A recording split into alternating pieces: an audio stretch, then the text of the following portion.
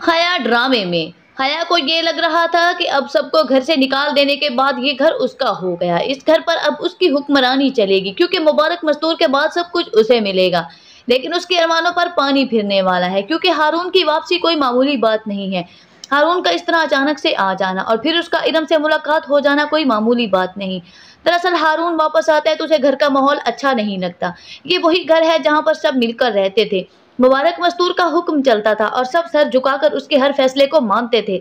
बड़े छोटे का अदब व एहतराम होता था। लेकिन यकदम से इस घर में ऐसा क्या हुआ कि सब एक दूसरे से नफरत करने लगे हैं, एक दूसरे का नाम तक सुनना नहीं चाहते, एक दूसरे से बात तो दूर, एक दूसरे की शक्ल से भी नफरत करने लगे हैं। ये सब कुछ ऐसे तो ही नहीं हो गया, किसी की सोची समझी साजिश, कोई चाल जिसकी वजह से इस घर की बर्बादी हुई। हारून ये सब कुछ सोचने पर मजबूर है कि आखिर आफाक घर छोड़कर क्यों गया, आखिर साइमा और जरार के दरमियान में गलतफहमियां क्यों पैदा हुई, और आसिया फूफा और इरम घर छोड़कर क्यों चले गए इतने अरसे बाद।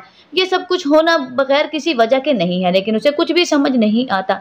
इस घर में सबका रवैया वैसे का वैसा ही है। मुबारक मस्तूर अपना हुक्म सुनाती हैं, चाहे कोई माने या ना माने, वो अपने फैसले से नहीं मुकरती। और फिर हया का अचानक से इस घर में आ जाना। अब हारून वापस आया तो उसका बाप तो खुश हो जाता है कि अपनी जवान औलाद को अब उसने अपनी आंखों के सामने देख लिया, और साथ ही साथ कह भी दिया कि अब वो उसे वापस नहीं जाने देगा। लेकिन इस घर में ना तो आने के बाद हारून आसिया और इरम से मिलने के लिए गया, ना उनकी खैरियत मालूम की, और ना ही वजह जानने की कोशिश की कि आखिर वो लोग घर छोड़कर क्यों गए। इस बात को लेकर आसिया बहुत ज्यादा दुखी हो जाती है कि इतने सालों के बाद उसका भतीजा पाकिस्तान वापस आया और आसिया से उसका हाल तक नहीं पूछा। तब इरम अपनी माँ को समझाती है कि अम्मी, हया ने वहां पर हमारे खिलाफ जो जो बातें की हैं ना, उसके बाद यहाँ पर हारून का आना बनता भी नहीं है। और वैसे भी हमारे खिलाफ वहां पर जो नफरत फैलाई गई है उसके बाद आपको लगता है कि हारून यहाँ पर आता, लेकिन कुदरत को तो कुछ और ही मंजूर था। अगले ही दिन जब इरम यूनिवर्सिटी जाती है तो वहां पर उसकी मुलाकात हारून से भी हो जाती है। इरम को इस तरह अचानक अपने सामने देखकर हारून उससे बात करने की कोशिश करता है, उसे लेकर कैफेटेरिया जाता है और वहां पर बैठकर बात करता है और कहता है कि इरम, तुम लोगों ने वो घर क्यों छोड़ा। तब इरम उसे सारी बात बताती है कि किस तरह उस पर बोतान लगाया गया। हारून हैरान होता है और कहता है कि उस घर में ऐसा कौन दुश्मन है जो तुम्हारे खिलाफ चाल चलेगा।